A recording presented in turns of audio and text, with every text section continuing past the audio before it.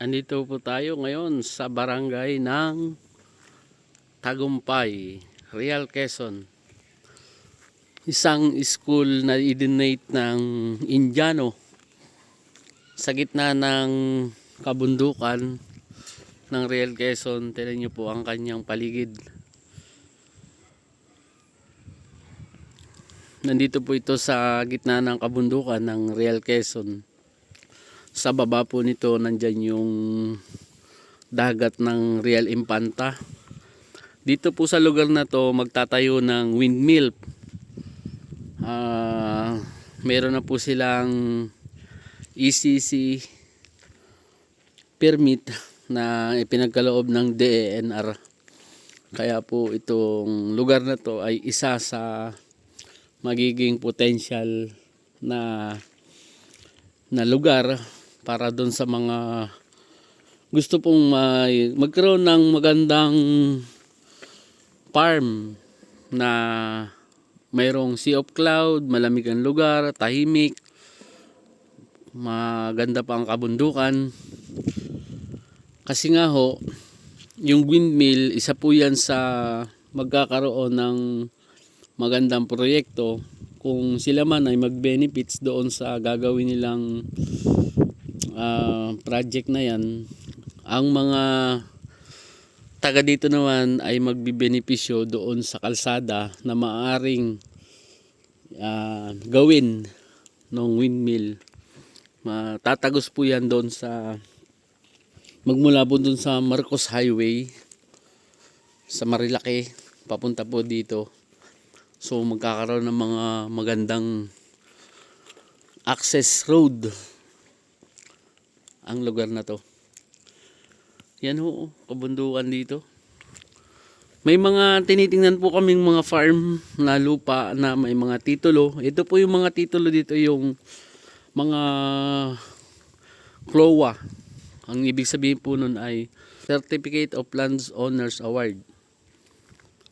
Yung CLOA po ay isa sa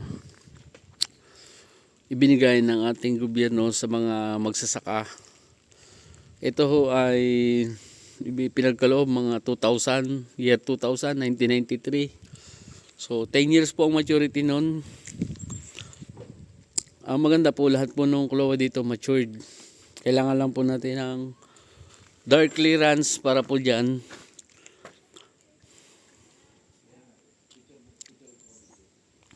Ito ho yung magandang lugar na pwede nating pamilian. Kahit po gaano kalawak, lahat po ng kabundukan na to ay may mga titulo. Opo, mayroon pong mga title yung lupa dito.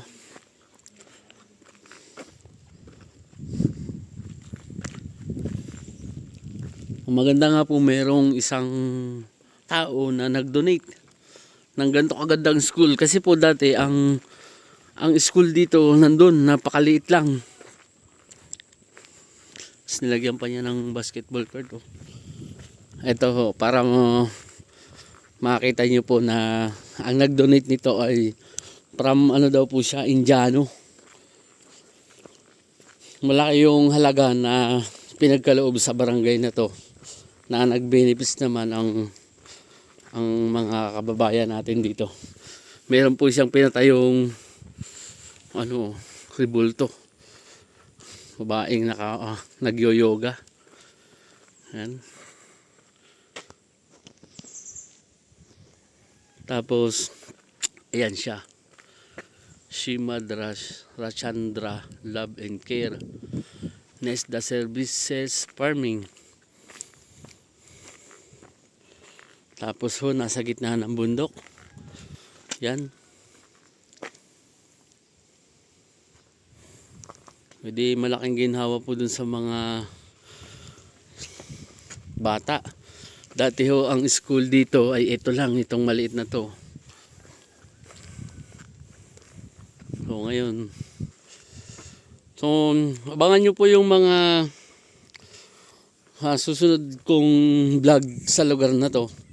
Kasi imbis na mapokus tayo dun sa mga mahal na lupa, nandito po yung mga mura naman. Dito na po muna tayo. Pukusan natin tong lugar na to kasi maganda ang view, malamig ang lugar, maganda ang klima. Ito po pala ay lalaki. Kala ko babae, bibigote eh.